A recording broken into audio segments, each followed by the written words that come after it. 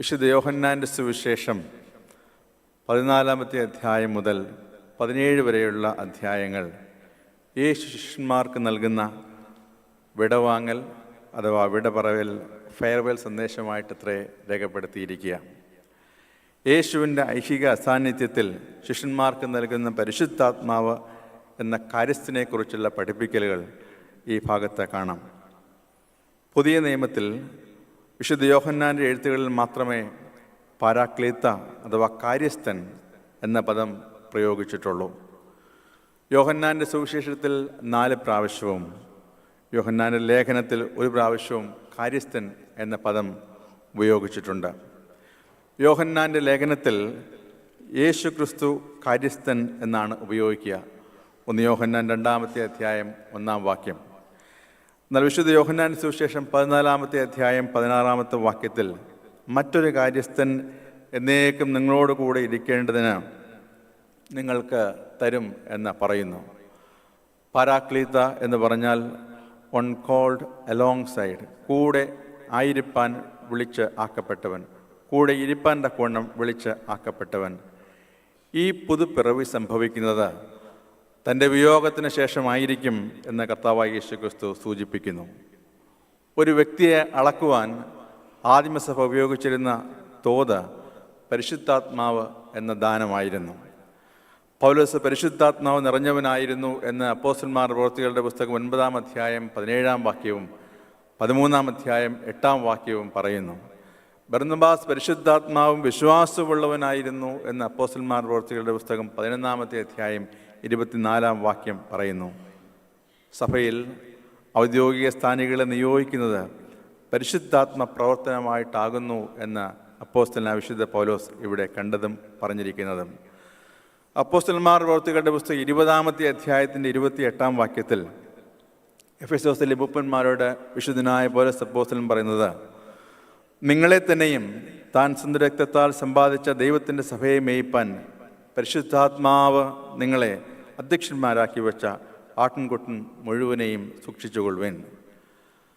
അതുകൊണ്ട് കർത്താവിൻ്റെ സാക്ഷികളാകുക എന്നത് കേവലം പ്രതീക്ഷയോ ആശംസയോ അല്ല, മറിച്ച് ഉയർത്തെഴുന്നേറ്റ കർത്താവായ യേശുക്രിസ്തു നൽകുന്ന നിയോഗമാകുന്നു ഇത്. ഫലകരമായ ശുശ്രൂഷ നിർവഹിപ്പാൻ ഇന്ന് ശുശ്രൂഷ സ്ഥാനത്തേക്ക് പ്രവേശിക്കുന്ന പ്രിയപ്പെട്ട ശമ്മാശന്മാരെ കർത്താവ് സഹായിക്കട്ടെ. യേശുവിൻ്റെ വിടവാങ്ങൽ സന്ദേശം യേശുവും ശിഷ്യന്മാരുമായിട്ടുള്ള അഭേദ്യമായിട്ടുള്ള ബന്ധം സൂചിപ്പിക്കുന്നു. ശിഷ്യത്വത്തിൻ്റെ പൂർണ്ണത എന്നത് ഫലം കായ്ക്കുക എന്നുള്ളതിൽ അത്രേ.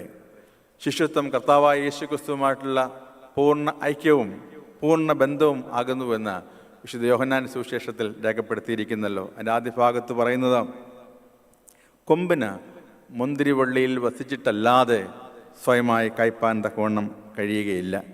ശിഷ്യത്വവുമായി ബന്ധപ്പെട്ട് ചുരുങ്ങി 2-3 കാര്യങ്ങൾ പറഞ്ഞ് ഞാൻ ധ്യാനം അവസാനിപ്പിക്കാം.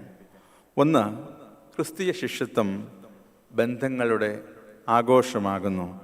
Discipleship is the celebration of relationship. പഴയ നിയമത്തിൽ ഇസ്രായേലിനെ ദൈവത്തിൻ്റെ മുന്തിരിയായിട്ടോ മുന്തിരിത്തോട്ടമായിട്ടോ പല പ്രാവശ്യം ചിത്രീകരിച്ചിട്ടുണ്ട്. ദൈവം ഇസ്രായേലിനെ മുന്തിരി എന്ന പോലെ എല്ലാ പരിചരണങ്ങളും നൽകി, എന്നാൽ അത് ഫലം കായ്ച്ചില്ല. ക്രിസ്തുവിൽ ദൈവത്തിൻ്റെ ഇസ്രായേലിനെ കുറിച്ചുള്ള എല്ലാ പ്രതീക്ഷകളും നിറവേറുകയും ക്രിസ്തുവിനോടൊപ്പം ചേരുന്നവരെല്ലാം ഫലം കായ്ക്കുകയും ചെയ്യും എന്നും തിരുവചനം പറയുന്നു. കർത്താവ് അങ്ങനെ ആഗ്രഹിക്കുകയും ചെയ്യുന്നു. 1800കളുടെ അവസാനം അമേരിക്കൻ എപ്പിസ്കോപ്പൽ സഭയിൽ വൈദികനായി ശുശ്രൂഷ ചെയ്യുകയും പിന്നീട് അതേ സഭയിലെ മേൽപ്പട്ടക്കാരനായി തീരുകയും ചെയ്ത ഫിലിപ്പ് ബ്രൂക്സ്, അദ്ദേഹത്തിൻ്റെ ഒരു പ്രതിമ അദ്ദേഹത്തിൻ്റെ കാലശേഷം ആ പട്ടണത്തിൽ സ്ഥാപിക്കപ്പെട്ടു. അദ്ദേഹം ശുശ്രൂഷ ചെയ്ത പട്ടണത്തിൽ സ്ഥാപിക്കപ്പെട്ടു. എന്നാൽ പ്രതിമയോടൊപ്പം കർത്താവായ യേശു ക്രിസ്തു അദ്ദേഹത്തിൻ്റെ തോളിൽ തൊടുന്ന ഒരു രൂപവും ശില്പി നിർമ്മിച്ചു വച്ചു. ഇതിനർത്ഥം എന്താകുന്നു എന്ന് ആളുകൾ ആ ശില്പിയോട് ചോദിച്ചു. ശില്പി ആളുകളോട് പറഞ്ഞത്, ഫിലിപ്പ് ബ്രൂക്സ് എന്ന് പറയുന്ന വൈദികനും മേൽപ്പട്ടക്കാരനുമായ ഈ ശുശ്രൂഷകൻ ഫിലിപ്പ് ബ്രൂക്സായി മാറുന്നത് കർത്താവുമായ യേശു ക്രിസ്തുവുമായിട്ടുള്ള ബന്ധത്തിൽ മാത്രമാകുന്നു എന്നുള്ളതിന് തെളിവത്രേ എന്നതുകൊണ്ടത്രേ ഈ ശില്പം ഇങ്ങനെ നിർമ്മിക്കപ്പെട്ടത് എന്ന് അദ്ദേഹം പറയുന്നു. ക്രിസ്തുവുമായി ബന്ധത്തിലുള്ളവർക്ക് മാത്രമേ ഫലം പുറപ്പെടുവിക്കാൻ കഴിയുകയുള്ളൂ. അങ്ങനെയുള്ളവർക്ക് ഫലം പുറപ്പെടുവിക്കാതിരിക്കാൻ കഴിയുകയില്ല. ആരാധനയിലൂടെയും കൂദാശകളുടെ അനുഷ്ഠാനത്തിലൂടെയും തിരുവചനത്തിലൂടെയും ക്രിസ്തു തെളിയിച്ച വഴിയിലൂടെയും സഞ്ചരിക്കുന്ന നമ്മൾക്ക് അനുഗ്രഹീതമായ ഫലം പുറപ്പെടുവിക്കുന്ന ശുശ്രൂഷകരായി തീരുവാൻ തക്കവണ്ണം കഴിയണം. കർത്താവുമായിട്ടുള്ള ബന്ധത്തിൽ മാത്രമേ അതിന് കഴിയുകയുള്ളൂ എന്ന് വിശുദ്ധ യോഹന്നാൻ ഇവിടെ സമർത്ഥിച്ചിരിക്കുന്നു. അതുകൊണ്ട് കർത്താവുമായിട്ടുള്ള ഈ ബന്ധം, ഈ സെലിബ്രേറ്ററി റിലേഷൻഷിപ്പ് അത്രേ നമ്മളെ അനുഗ്രഹീതമായ ശുശ്രൂഷയ്ക്ക് കാരണക്കാരായി തീർക്കുന്നത്. 2, ക്രിസ്തീയ ശിഷ്യത്വം രക്ഷാകരമായ ഒരു ബന്ധമാകുന്നു. Christian discipleship is a salvific relationship. സക്കറിയാവ് പരിശുദ്ധാത്മാവ് നിറഞ്ഞവനായി വിളിച്ചു പറഞ്ഞു, ഇസ്രായേലിൻ്റെ ദൈവമായ കർത്താവ് അനുഗ്രഹിക്കപ്പെട്ടവൻ. അവൻ തൻ്റെ ജനത്തെ സന്ദർശിച്ച് ഉദ്ധാരണം ചെയ്യുകയും ആദ്യം മുതൽ തൻ്റെ വിശുദ്ധ പ്രവാചകൻ മുഖാന്തരം അരുളി ചെയ്തതുപോലെ നമ്മുടെ ശത്രുക്കളുടെ വശത്തു നിന്നും നമ്മെ പയക്കുന്ന ഏവരുടെയും കയ്യിൽ നിന്നും നമ്മെ രക്ഷിപ്പാൻ തൻ്റെ ദാസനായ ദാവീദിൻ്റെ ഗൃഹത്തിൽ നിന്ന് നമുക്ക് രക്ഷയുടെ കൊമ്പ് ഉയർത്തുകയും ചെയ്തിരിക്കുന്നു. വിശുദ്ധ ലൂക്കോസിൻ്റെ സുവിശേഷം 1-ാമത്തെ അധ്യായം 66 മുതലുള്ള വാക്യങ്ങൾ. കർത്താവായ യേശു ക്രിസ്തുവിലൂടെ നമുക്ക് ലഭിച്ച മാതൃക, ശുശ്രൂഷ മാതൃക രക്ഷാകരമായ മാതൃകയാണ്. അവൻ്റെ ശിഷ്യന്മാരും അതേ മാതൃക പിന്തുടരുവാൻ തക്കവണ്ണം കർത്താവായ യേശു ക്രിസ്തു ആഗ്രഹിക്കുന്നു. യോഹന്നാന്റെ സുവിശേഷം 15-ാമത്തെ അധ്യായത്തിൽ നമ്മൾ വായിച്ച 15-ാമത്തെ അധ്യായത്തിൽ തന്നെ പറഞ്ഞിരിക്കുന്നു, സ്നേഹിതന്മാർക്ക് വേണ്ടി ജീവനെ കൊടുക്കുന്നതിലും അധികം സ്നേഹം ആർക്കുമില്ല. ശിഷ്യത്വം എന്നത് ജീവനെ നൽകുക, രക്ഷാകരമായ അനുഭവങ്ങളിലേക്ക് ജീവനെ ആളുകളെ കൊണ്ടുവരിക എന്നുള്ളത് അത്രേ എന്ന് കർത്താവായ യേശു ക്രിസ്തു നമ്മെ പഠിപ്പിക്കുന്നു. പോളണ്ടുകാരനായ മാക്സിമിലിയൻ കോൾബെ റോമൻ കത്തോലിക്ക സഭയിലെ ഒരു വൈദികനായിരുന്നു. നാസി ഭരണകാലത്ത് അദ്ദേഹം തടവറയിൽ അടയ്ക്കപ്പെട്ടു. അദ്ദേഹത്തെ പറ്റി നമ്മളിൽ ഏറെ ആളുകൾക്കും നല്ല അറിവുള്ള ആളുകളാണല്ലോ. അദ്ദേഹത്തെ ഓഷ്വിറ്റ്സ് തടങ്കൽ പാളയത്തിൽ പാർപ്പിച്ചിരിക്കുന്ന സമയത്ത് അദ്ദേഹം ശുശ്രൂഷ ചെയ്യുന്നത് ജയിലിലെ ഒരു അസിസ്റ്റൻറ്റ് ജാനിറ്ററായിട്ട് പ്രവർത്തിച്ചിരുന്നു. എന്ന് മാത്രമല്ല, മരണത്തിലേക്ക് പോകുന്ന ആളുകളെ പ്രാർത്ഥിച്ചും പ്രിയപ്പെട്ട കോൾബെ അച്ഛൻ അയച്ചിരുന്നു. ജയിലിൽ അദ്ദേഹം ആയിരുന്ന സമയത്ത് അദ്ദേഹത്തിൻ്റെ സഹതടവുകാരനായിരുന്ന ഒരാൾ ജയിൽ ചാടിപ്പോയി. ഇതേ കാരണത്താൽ തന്നെ അദ്ദേഹത്തിൻ്റെ സൂക്ഷിച്ചിരുന്ന ജയിൽ സൂപ്രണ്ടൻ്റ് ആ തടവറയിൽ അദ്ദേഹത്തിൻ്റെ കൂടെ ഉണ്ടായിരുന്ന ആ സെല്ലിലുണ്ടായിരുന്ന മുഴുവൻ ആളുകളെയും സ്റ്റാർവേഷൻ ഡെത്തിന് വേണ്ടി വിധിച്ചു, അഥവാ പട്ടിണിക്കിട്ട് കൊല്ലുക. അതിൽ ഒരാൾ മാത്രം my wife my children, my wife my children എന്ന് ആവർത്തിച്ച് പറഞ്ഞുകൊണ്ടേയിരുന്നു. ഇത് കണ്ട് സങ്കടം തോന്നിയ, അലിവ് തോന്നിയ കോൾബെ അച്ഛൻ ജയിലധികാരികളോട് പറഞ്ഞു, ഇദ്ദേഹത്തിന് പകരം എന്നെ മരിക്കാൻ അനുവദിക്കുക എന്ന് പറഞ്ഞു. ജയിലധികാരികൾ ആദ്യം അതിന് വിസമ്മതിച്ചുവെങ്കിലും പിന്നീട് അതിന് സമ്മതിച്ചു. കോൾബെ അച്ഛൻ പറഞ്ഞു, I can dye for that person. 1941 August മാസം 14-ാം തീയതി ഫാദർ കോൾബെയെ നാസി അധികാരികൾ കാർബോണിക് ആസിഡ് നൽകി അദ്ദേഹം കാലയവനികയ്ക്കുള്ളിൽ മറഞ്ഞു. 1982 ഒക്ടോബർ മാസം 10-ാം തീയതി കോൾബെയെ വിശുദ്ധനായി കത്തോലിക്ക സഭ പ്രഖ്യാപിച്ചു. ആ ചടങ്ങിൽ അന്ന് മരണത്തിൽ നിന്നും രക്ഷപ്പെട്ട, ഹോളോകോസ്റ്റിൽ നിന്നും രക്ഷപ്പെട്ട ഫ്രാൻസിസ് ജോവൻസ്കും പങ്കെടുത്തു. അദ്ദേഹത്തിൻ്റെ മകനും പങ്കെടുത്തു. അദ്ദേഹത്തിൻ്റെ മകനോട് പറഞ്ഞു, that man Father Kolbe has died for me. അദ്ദേഹം എനിക്ക് വേണ്ടി മരിച്ചു. He died for me and you. അദ്ദേഹം നിനക്കും എനിക്കും വേണ്ടി മരിച്ചു എന്ന് ഫാദർ കോൾബെയെ പറ്റി അദ്ദേഹത്തിൻ്റെ മരണത്തിലൂടെ രക്ഷപ്പെട്ട മനുഷ്യൻ അദ്ദേഹത്തിൻ്റെ മകനോട് പറയുന്നു. ശിഷ്യത്വം എന്നുള്ളത് രക്ഷാകരമായ ജീവൻ പ്രദാനം ചെയ്യുന്ന അനുഭവമാണ്. നമ്മൾക്ക് അത്രയും ഒന്നും എത്താൻ പറ്റിയില്ലെങ്കിലും നമ്മളുടെ അറിവും നമ്മളുടെ കഴിവും നമ്മളുടെ താലന്തും നമ്മളുടെ സമ്പാദ്യവും നമ്മളുടെ ജീവിതാനുഭവങ്ങളും എല്ലാം തന്നെ മറ്റുള്ളവരുടെ വളർച്ചയ്ക്കും അനുഗ്രഹത്തിനും നന്മയ്ക്കും നൽകാൻ തക്കവണ്ണം കഴിയുന്നത് രക്ഷാകരമായ ശിഷ്യത്വമാകുന്നു. 3, ശിഷ്യത്വം താഴെ തട്ടിലുള്ള നേതൃത്വവും ഉയരത്തിലുള്ള ജ്ഞാനവുമാകുന്നു. ശിഷ്യത്വം താഴെ തട്ടിലുള്ള നേതൃത്വവും ഉയരത്തിലുള്ള ജ്ഞാനവുമാകുന്നു. Discipleship is leadership from below and wisdom from above. ശിഷ്യത്വം മുകൾ തട്ടിലെ നേതൃത്വമാണെന്ന് നമുക്ക് തോന്നാം, എന്നാൽ അതങ്ങനെയല്ല. ഒരിക്കൽ സെബെദി മക്കളായ യാക്കോബും യോഹന്നാനും യേശുവിൻ്റെ അടുക്കൽ വന്നു. യേശുവിനോട്, ഗുരു, ഞങ്ങൾ നിന്നോട് യാചിപ്പാൻ പോകുന്നത് ഞങ്ങൾക്ക് ചെയ്തു തരുവാൻ അപേക്ഷിക്കുന്നു എന്ന് പറഞ്ഞു.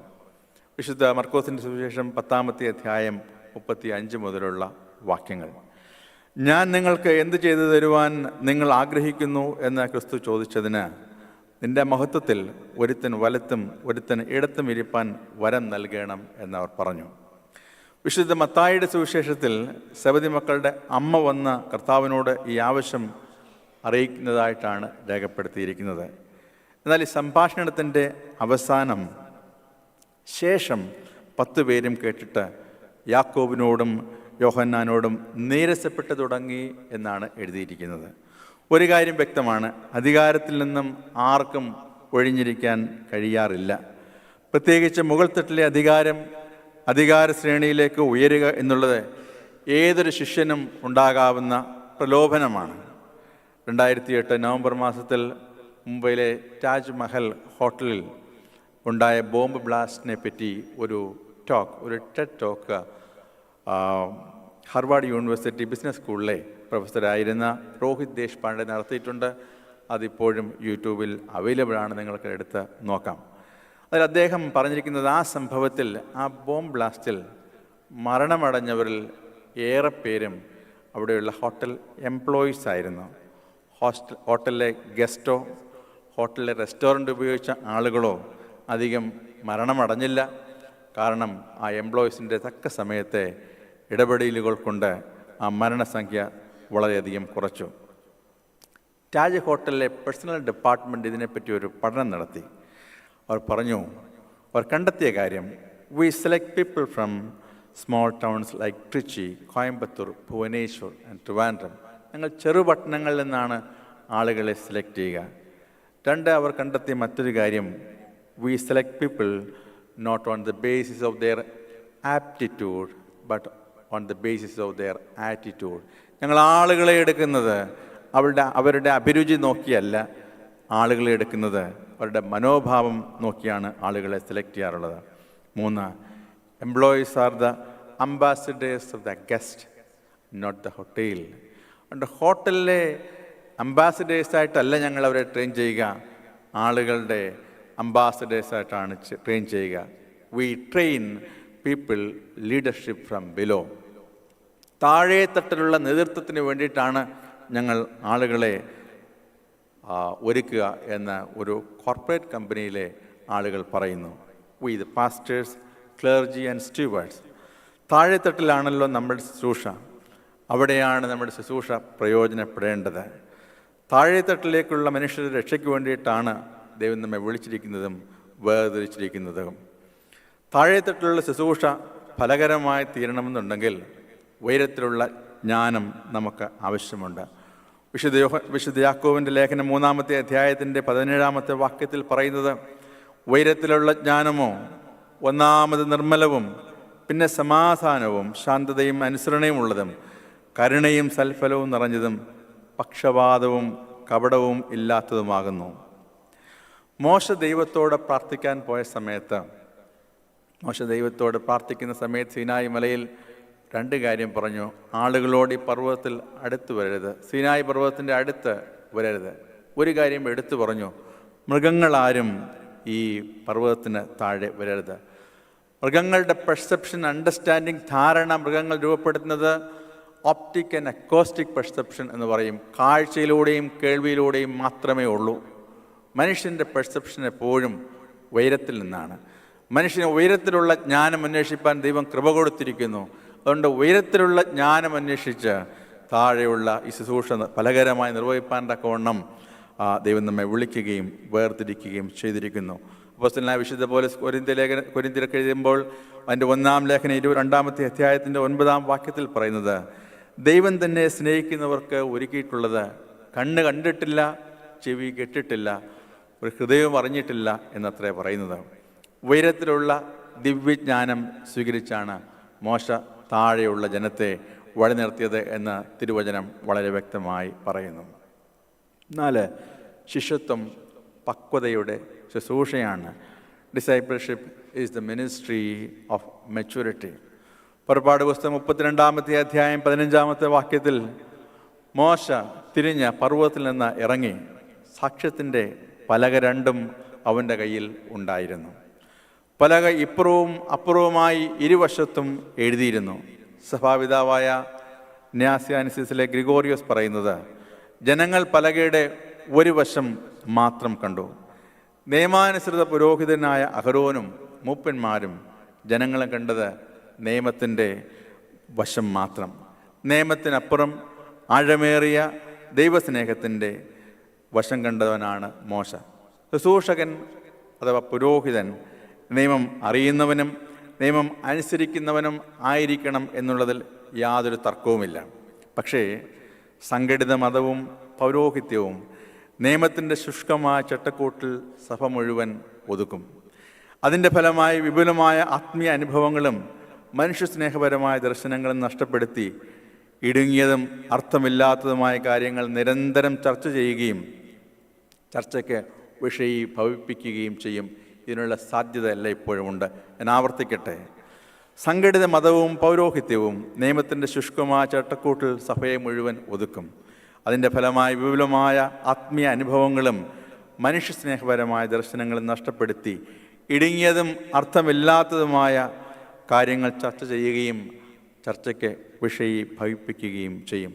ലോകത്തിലെ 2/3 ജനവിഭാഗം വരുന്ന യഹൂദ, ക്രിസ്ത്യൻ, മുസ്ലിം വിഭാഗങ്ങൾക്ക് നിയമത്തിന് അടിസ്ഥാനമിട്ടത് മോശയുടെ നിയമമാണ്.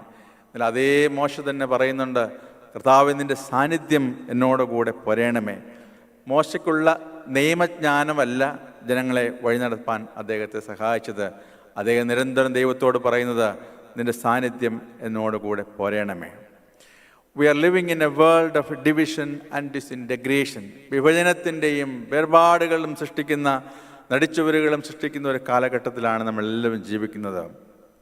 എല്ലാം നിയമം കൊണ്ടും അറിവ് കൊണ്ടും ശക്തി കൊണ്ടും ധനം കൊണ്ടും പരിഹരിക്കാം എന്ന് പൊതുവെ ചിന്തിക്കുന്ന ഒരു കാലഘട്ടം. അവിടെ കർത്താവേ നിൻ്റെ സാന്നിധ്യം എന്നോട് കൂടെ പോരേണമേ എന്നുള്ള പ്രാർത്ഥനയാകണം എല്ലാ ശുശ്രൂഷകനും നിരന്തരമായി പറയേണ്ടതും എല്ലാ ശുശ്രൂഷകർക്കും ഉണ്ടായിരിക്കേണ്ട അടിസ്ഥാനപരമായ ക്വാളിറ്റിയും. ശുശ്രൂഷകൻ is a person of integration and unity. ശുശ്രൂഷകൻ സംയോജനത്തിൻ്റെയും ഐക്യതയുടെയും ആളാണ്. ശുശ്രൂഷകൻ is a person of reconciliation and maturity. ശുശ്രൂഷകൻ അനുരഞ്ജനത്തിൻ്റെയും പക്വതയുടെയും ശുശ്രൂഷകനാണ്.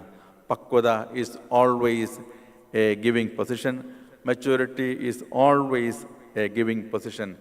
അതിനെ സഹായിക്കുന്നത് നമ്മളുടെ ബുദ്ധിയല്ല, ഉയരത്തിലുള്ള ദൈവജ്ഞാനവും പരിശുദ്ധാത്മാവിൻ്റെ നൽവരങ്ങളും അത്രേ.